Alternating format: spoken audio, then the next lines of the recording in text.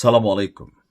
গোপালগঞ্জ, টুঙ্গিপাড়া, সারা বাংলাদেশে আওয়ামী লীগের যেই বেশ কয়েকটা ঘাঁটি বা দুর্গ বা ৫ই আগস্ট পরবর্তী সময়ে যে কোনো পরিস্থিতিতে ইনস্ট্যান্টলি যে এলাকার মানুষগুলো রিয়েক্ট করে সেটা হচ্ছে শেখ হাসিনার সেই গোপালগঞ্জ, টুঙ্গিপাড়া। এরপরেও আছে ফরিদপুর সহ আরো বেশ কয়েকটি এলাকা যেখানে আহ, ধরেন সরকারে ক্ষমতায় আওয়ামী লীগ না থাকলেও যখন কোনো রকম বড় আন্দোলনের কথা হয় সেখানে আপনি দেখছেন যে ফরিদপুরে কিভাবে দেশীয় অস্ত্র তারপর হচ্ছে ঢাল এগুলো নিয়ে অনেকেই শেখ হাসিনার পক্ষে রাজপথে নেমেছিলেন, অর্থাৎ দুর্ভেদ্য একটা দুর্গ।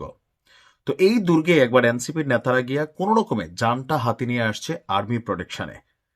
গোপালগঞ্জে এখনো আওয়ামী লীগের আধিপত্য হিউজ পরিমাণ আছে, তবে প্রশাসন একটা জিনিস কিন্তু এই মুহূর্তে আপনি আওয়ামী লীগের সময়টার সাথে একটা জিনিস আপনি খুঁজে পাবেন মিল, সেটা হচ্ছে কি আওয়ামী লীগ মাঠে যতটা শক্তিশালী ছিল না, প্রশাসনের সাপোর্টে আওয়ামী লীগ এর চেয়ে বেশি শক্তিশালী ছিল।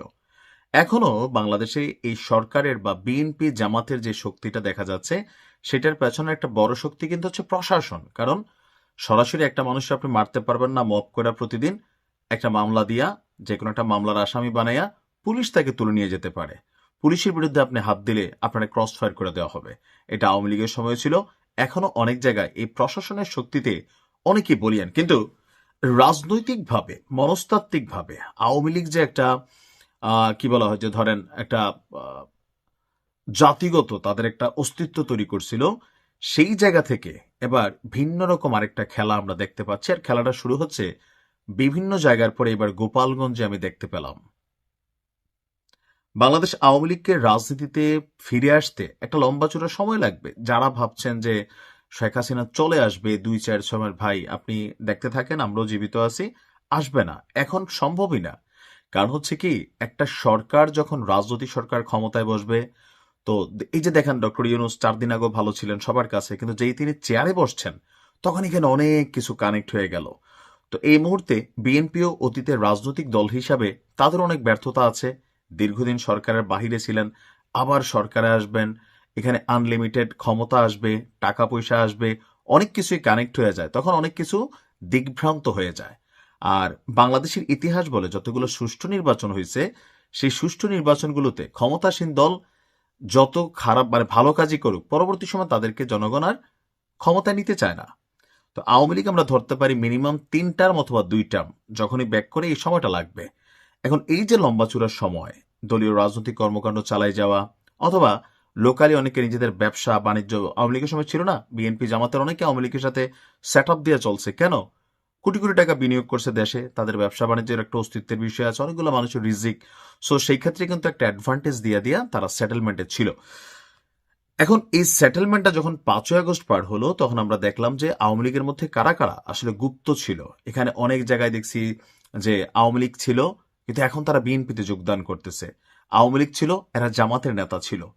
তো যেভাবে আওয়ামী লীগের মধ্যে তারা মিশে গেছিল, এখন আওয়ামী লীগের নেতাকর্মীরাও তাদের রাজনৈতিক স্বার্থে অথবা লোকাল ব্যক্তিগত স্বার্থে আপনার তারা নিজেরাও অনেকে বিএনপির মধ্যে যোগ দিচ্ছেন। এমনকি আমি নিশ্চিত করে বলতে পারি কখনো আওয়ামী লীগ ফিরে আসছে, শেখ হাসিনা ফিরে আসছে শোনার পরে এই মানুষগুলো সবার আগে দৌড় দিয়া আসল আস্তানায় যাবেন। এখন যেমন জামাত এবং বিএনপিকে আপনি দেখছেন যে দৌড়ে সবাই সাবেক আওয়ামী লীগ, সাবেক ছাত্রলীগ, সাবেক এটা, তারা কিন্তু এখন তারা তাদের নিজ নিজ দলে ফিরে যাচ্ছে।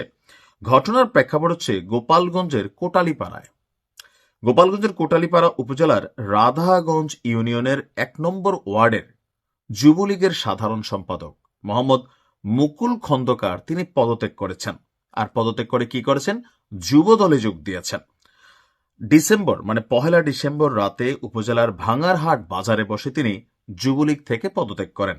পরে যুব দলে তিনি জয়েন করার ঘোষণা দেন। এই সময় একটা লিখিত বক্তব্য পাঠ করেন। তিনি লিখছেন, আমি দীর্ঘদিন ধরে রাধাগঞ্জ ইউনিয়নের ১ নম্বর ওয়ার্ডের আওয়ামী লীগের আওয়ামী যুবলীগের সাধারণ সম্পাদক হিসেবে দায়িত্ব পালন করে আসছে, মানে গুরুত্বপূর্ণ একটা পদ আওয়ামী লীগের পয়েন্ট অফ ভিউতে। কিন্তু আওয়ামী রাজনীতির আদর্শের সঙ্গে আমার ব্যক্তিগত আদর্শের মিল না থাকায় আমি যুবলীগের সাধারণ সম্পাদকের পদ এবং সব ধরনের আওয়ামী লীগের কার্যক্রম থেকে অব্যাহতি নিলাম। সেই সঙ্গে শহীদ রাষ্ট্রপতি জিয়াউর রহমানের আদর্শে অনুপ্রাণিত হয়ে যুবদলে যোগদান এবং তাদের রাজনৈতিক কর্মসূচিতে অংশগ্রহণ করার ঘোষণা দিচ্ছি। তো ওইখানে কে কে উপস্থিত ছিলেন? উপজেলা যুবদলের আহ্বায়ক রঞ্জন মল্লিক, সদস্য সচিব মান্নান শ্যাংস, রাধাগঞ্জ ইউনিয়ন যুবদলের সাধারণ সম্পাদক নাসির ফকির সহ বিএনপি এবং সহযোগী সংগঠনের নেতৃবৃন্দরা উপস্থিত ছিলেন। এখন ওনার হঠাৎ করে চেতনার মধ্যে আসলো যে আওয়ামী লীগের রাজনীতি তার মতাদর্শের সাথে মিল নাই, কিন্তু কখন আসলো? আওয়ামী লীগ ক্ষমতায় থাকতে তিনি কি আসলে এই কাজটা করতে পারতেন?